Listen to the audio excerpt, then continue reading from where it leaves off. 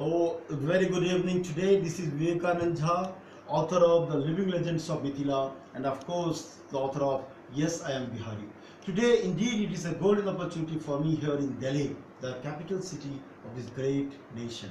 And most importantly, it is a privilege, a bestowal of divine grace, and indeed a privilege, because I happen to be sitting beside one of the most luminous figures of Mithila community. Sri Tantra Narayan Thakur Sahab has has been the phenomenon who has donned several hats, over a period of several decades, since he was born in Mithila. So basically, is a man who I would like to call as a man of finance, because he, as I already informed you, donned several hats. Like, he became an accountant general, and then he became the CMD of Power Trading Corporation, a company worth 6 crores when he took over the reign of its administration and started presiding over its destiny. But see the phenomenal rise of the company. Within 1 year, he took the company to the culminating height of the pitch of almost 427 crores of revenue generation. Really a magical figure. Besides this, he even had many opportunities of meeting the then Prime Minister of India, Bharat Ratna, Shri Atal Bihari Vajpayee, who indeed had some sort of grand plan for him. But see, an entrepreneur in Sri Thakur, that he refused to accept Mr. Vajpayee's, offering him greater opportunities, but insisted upon taking up the reign of administration of this financial trading corporation, and he brought the company to such a great height. And not only this, he had even opportunity of meeting the legendary figure, that is Sri Dhirubhai Ambani ji.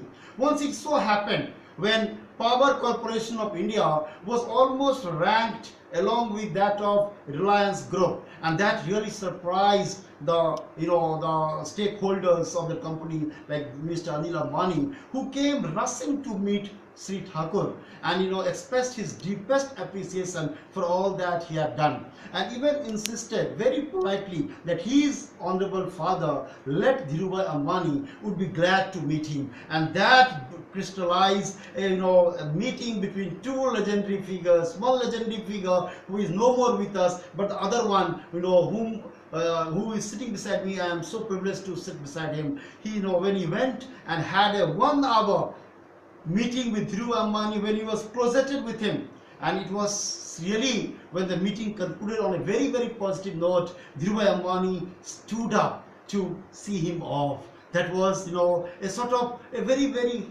special treatment that was accorded to Sri Thakur by one of the most legendary figures, who remains an inspiration for the posterity, for the contemporary generation. So this is all about, this is in gist about a man whose credential is so vast that just to straitjacket his overall achievements, into bare few words or sentences would amount to doing an injustice to a legendary figure like Shri T.N and Shri Tantra Narayan Thakur Sahab. Sir, it has been a privilege for me that I have been sitting with you for around 2-3 hours by now, and when I came to know I came here on account of recommendation from Shri Balkishore Jha, one of my very close acquaintances. And it is something, when you went on telling me about the story of your life,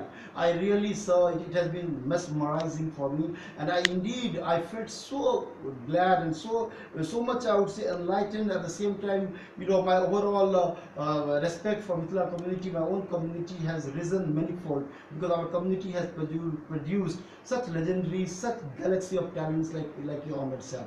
So it would be a great pleasure, sir, if you could tell us something about how you donned the role of accountant general, how you were elevated to the position of assistant to the CAG, Comptroller and Auditor General, and you donned several hats, and at the same time you extracted so much praise and applause from different stakeholders of the society. Even Prime Minister Vajpayee was all praised for your achievements, because you brought the company, that is the trading corporation, from just 4 crores to 427 crores. That earned you a lot of applause from different sections of society.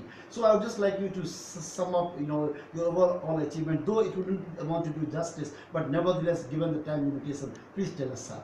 Okay, let me first tell you that about Power Trading Corporation you spoke, that the 6 crore company had a revenue of 427 crores in the first year of its operation. I was chairman and the managing director of that company for about 12 years, from October 2000 to October 2012. And by the time I left that company, the net worth of the company went up from 6 crores to 2,400 crores. And uh, the, uh, the, the, the annual turnover, that is the revenue, went up to 9,000 crores by the time I left the company. And in between, we had also set up a subsidiary of PTC, that is called PTC Financial Services, which is also doing very well. Now, but this was my last assignment in the list of assignments that I have held in my career. I started off as a professional of the Indian Audit and Account Service, and then was posted as Assistant Accountant General in Nashik, my first posting.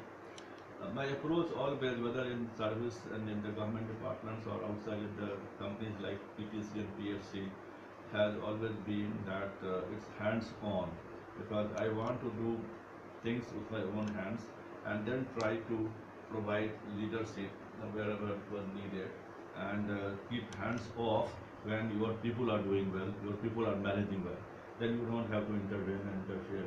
So I am not one of those who will do the micro management of the activities, but yes, you provide the kind of leadership which is needed for for doing good work. Now that was my approach right from day one, and even as Assistant Accountant General, Division Accountant General in Bihar, and the CAG.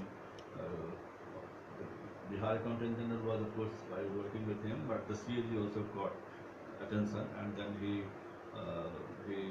was he was kind of an was admiring my work in Ranchi, and then I was posted as Deputy Accountant General in West Bengal office. Then I was shifted to Odisha, where I served as Senior Deputy Accountant General. Then I was brought to the CAG office for the service as Joint Director. When I had the opportunity of working very closely with legendary figures like Mr. T.N. who was the CAG at that time. Then I was Deputy Secretary and Director in the Ministry, Government of India. Then Vivekanand Jha, when he became the Chief Minister of Bihar, he wanted me to go with him as Secretary to Chief Minister. So I went with him in 1988 as Secretary to Chief Minister, and then after he ceased to be the Chief Minister, I came back to Delhi in 1989 as Assistant Comptroller General, working again with Shri T.N. Then I was Accountant General for Scientific Departments, and it was a great privilege for me that when I was Accountant General for Scientific Departments, the scientists were so impressed, I would say, with due humility, that senior scientists were so impressed that in the Indian National Science Congress of January 1904, I was invited to Jaipur to address in the Indian National Science Congress on public accountability of science and technology. And I was so overwhelmed that after I made the presentation, some senior scientists came to me, rushing to me, and said that why don't you write a book on this subject? And I laughed and I said that who is going to read that book and who is going to publish it? They said, no, you don't know. We can co-author with you and the book will be published. Unfortunately, I never wrote that book, but I did write a monograph on that topic, and which was again very well appreciated by Gideon C.G. Somaya, and they even asked me to write an article for the International Journal of Audit and Accounts. So that was my stint in the department and government. And way back in early '95, I was being considered for posting as Joint Secretary in the Ministry of Power. When the then Secretary of the Ministry of Power persuaded me to go to Power Finance Corporation as Director.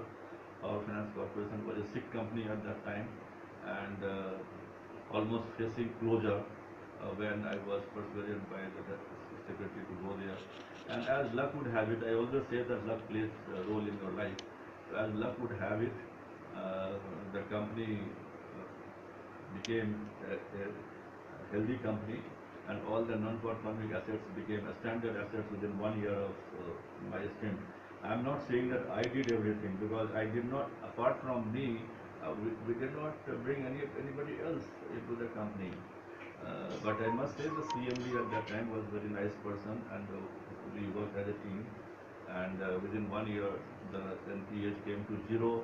After that, we raised many bonds in the financial market, both India as well as in the outside overseas markets.